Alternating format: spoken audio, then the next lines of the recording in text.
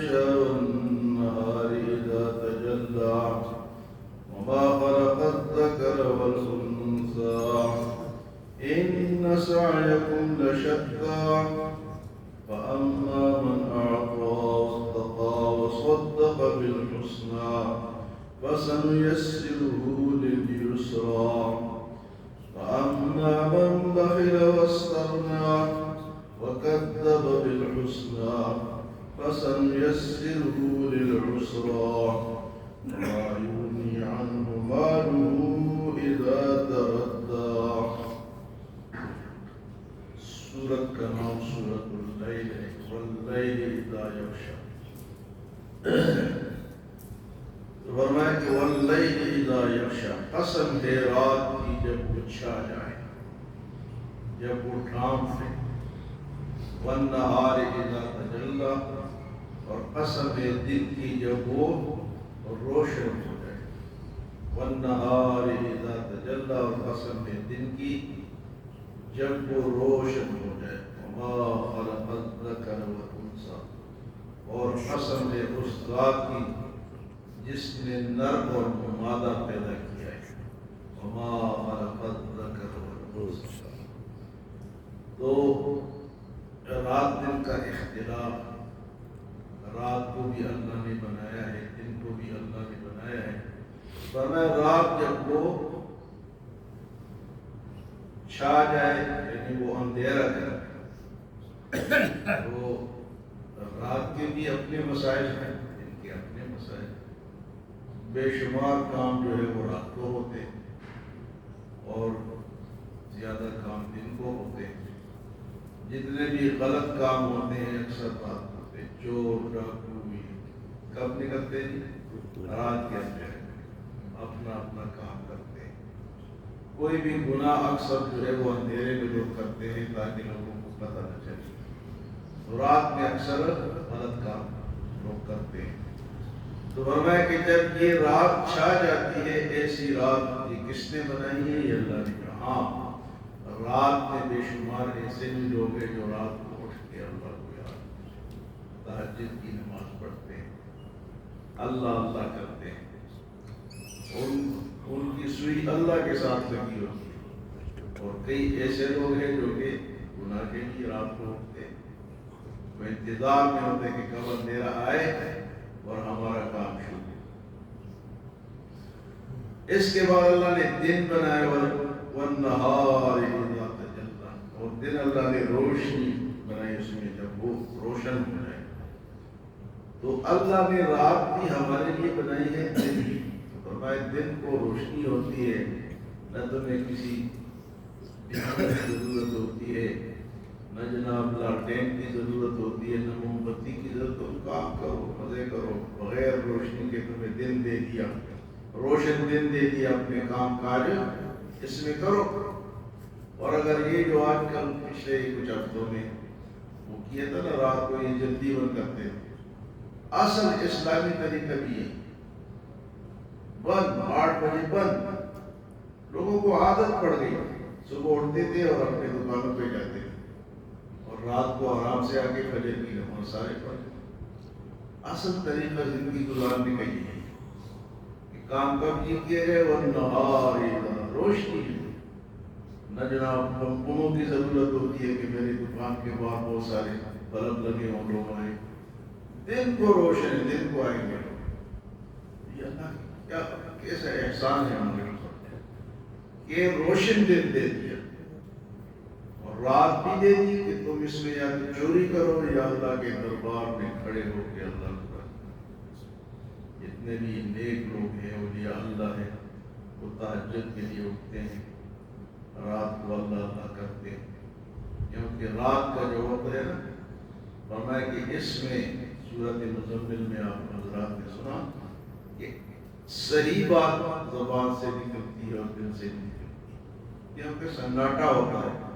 اللہ کو یاد کرتے تو صحیح یاد کرتے. تو دن اور رات کو کس نے بنایا؟ اللہ نے بنایا. اور اس کے بعد وما خلق الذکر والانثی، قسم ہے اس ذات کی جس نے نر اور مادہ پیدا کی. اب نر اور مادہ انسانوں میں بھی ہے اور باقی جانوروں میں بھی ہے. ان کی اپنی اپنی ڈیوٹیاں ہیں. کہتے ہیں جی کہ عورتیں جو ہے وہ مردوں کے شانہ بشانہ کام کرے گی تو ملک ترقی کرے گا. تو اللہ نے ان کی فیلڈ ہی الگ بنائی ہے.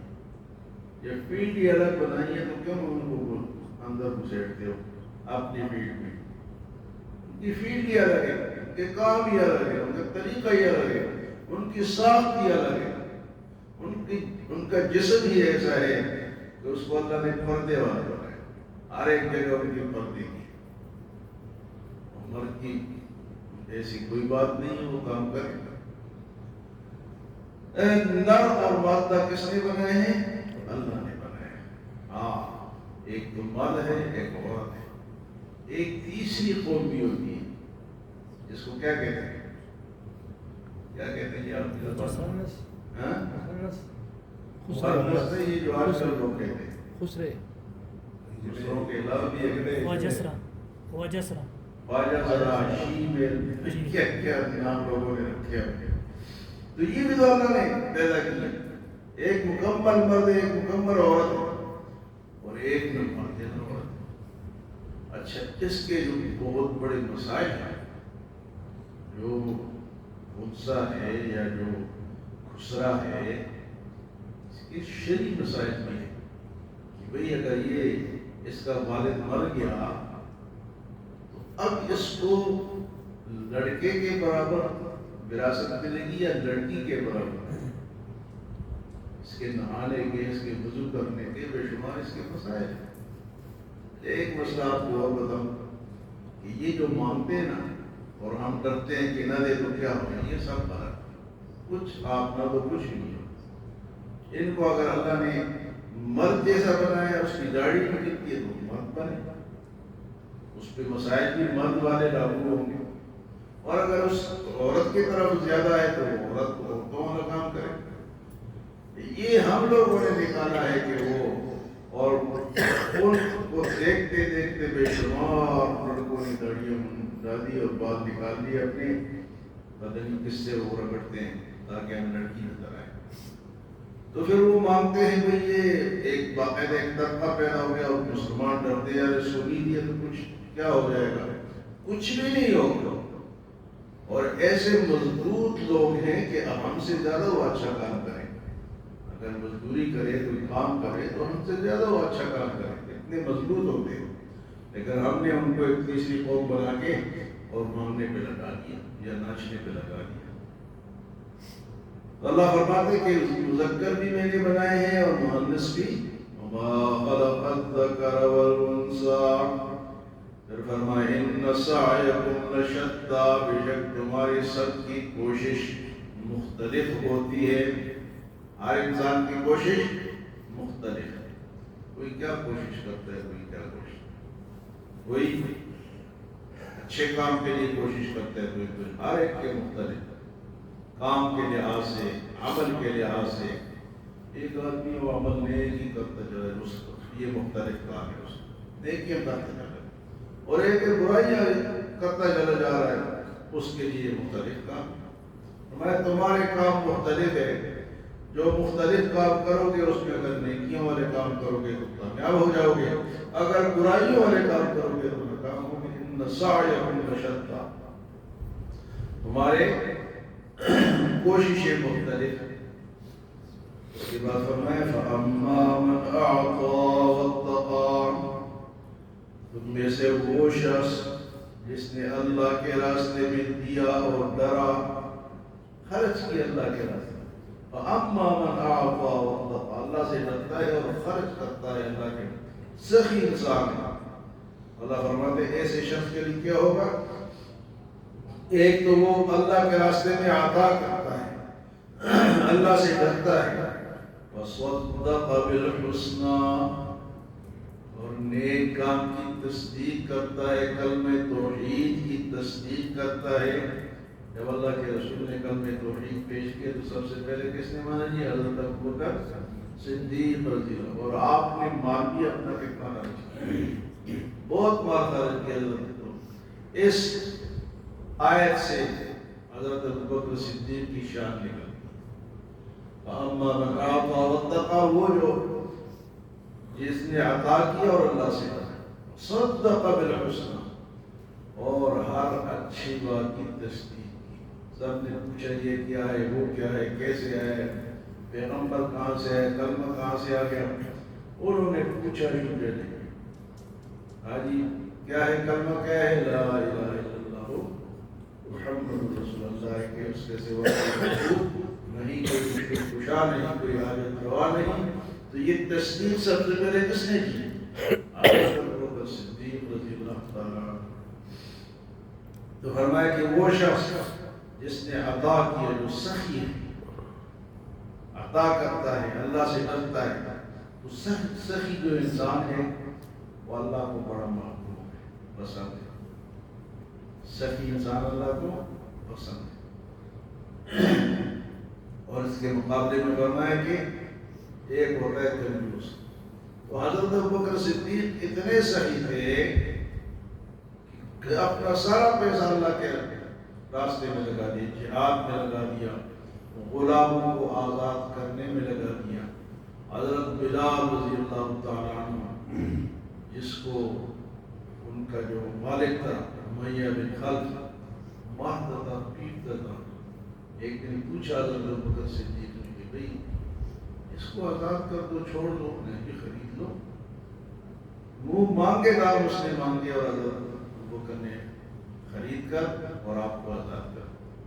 اور وہ بھی ایسے اللہ والے تھے کہ گرم زمین پر، گرم پتھروں پر، گرم ریت پر لٹا کے وہ مارتا تھا، اور وہ نیچے سے کیا کہتے تھے؟ احد احد احد، اللہ ایک ہے، اللہ ایک۔ یہ سختیاں اللہ کے لیے ہم نے کبھی برداشت کی؟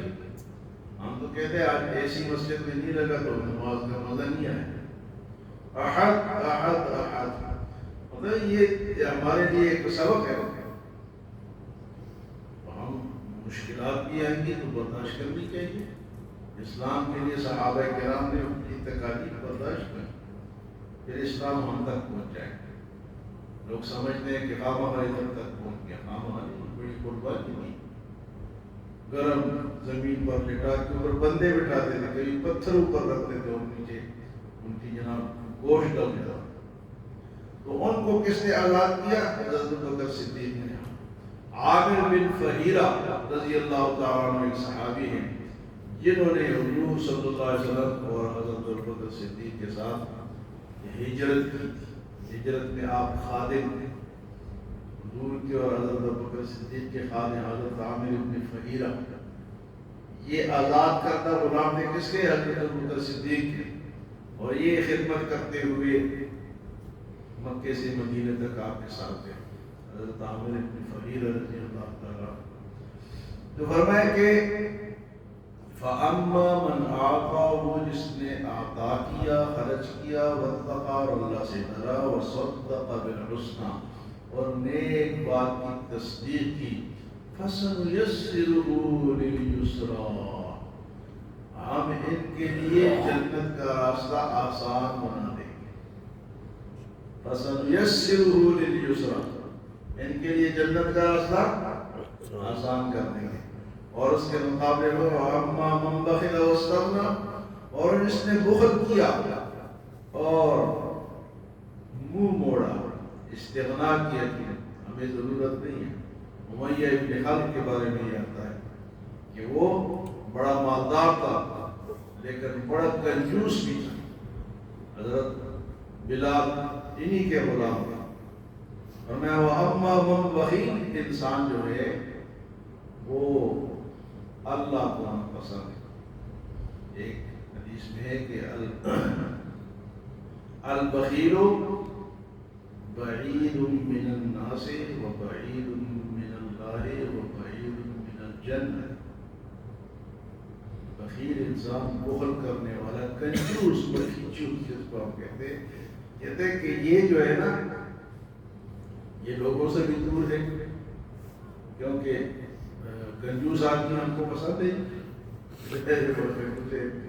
یہ تو ایک بوتل بھی نہیں پلائے گا، یہ تو ایک کپ چائے بھی نہیں پلائے گا، چھوڑو اس کو۔ تو لوگوں سے بھی دور ہے، لوگ بھی کہتے ہیں چھوڑو اس کو، تو پانی بھی نہیں پلائے گا۔ بعید بعید من اللہ بعید من الناس بعید من اللہ اللہ سے بھی دور، بعید من الناس لوگوں سے بھی دور، بعید من الجنت اور جنت سے بھی دور۔ اللہ سب کو سخاوت کی صفت نصیب فرمائے، بہت بڑی صفت ہے اور اللہ کو بڑی پسند ہے۔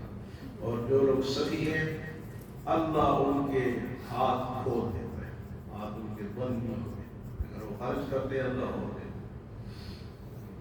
تو فرمائے کہ وَأَمَّا مَنْ بَخِلَ وَاسْتَغْنَىٰ، وہ جو بخیل ہے، بخل کرتا ہے اور استغنا کرتا ہے، لاپرواہی کرتا ہے، وَكَذَّبَ بِالْحُسْنَىٰ، اور اچھی بات کی کیا کرتا ہے؟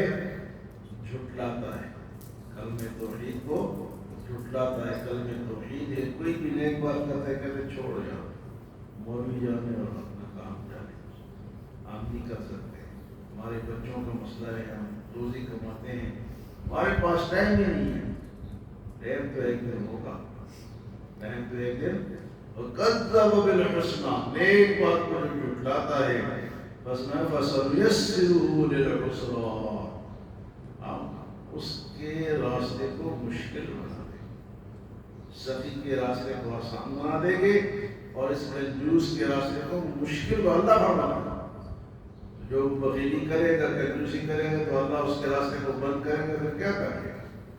وَقَدَّمَ بِالْحُسْنَىٰ فَسَنُيَسِّرُهُ لِلْعُسْرَىٰ وَمَا يُغْنِي عَنْهُ مَالُهُ إِذَا تَرَدَّىٰ، اور جب ایسے لوگ جہنم میں گریں گے تو ان کا مال ان کے کوئی کام نہیں آئے گا، ان کا مال ان کے کوئی کام۔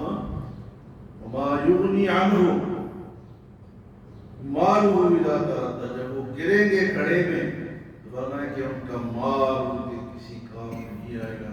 وہ کہے گا ما اغنی عنی مالیہ ہلک عنی سلطانیہ، اے میرا مال میری حکومت ہو کے رہے گا، ما اغنی عنی مالیہ، میرے مال میں مجھے کوئی فائدہ قیامت میں، ما اغنی عنی مالیہ ہلک عنی سلطانیہ، میری بادشاہت میں تو مجھے آج ہلاک کر دیا۔ جو بادشاہ ہوتے ہیں وہ کتنے خوش ہوتے ہیں، فلاں عہدے پہ فلاں عہدے پہ فلاں، قیامت میں کیا کہ ما اغنی عنی مالیہ ہلک عنی سلطانیہ، اس کی بادشاہ یہ کہے گا کہ میری بادشاہت نے مجھے تباہ کر دیا۔ بہرحال سورۃ اللیل کی کچھ آیات ہم نے پڑھی، کچھ انشاءاللہ کل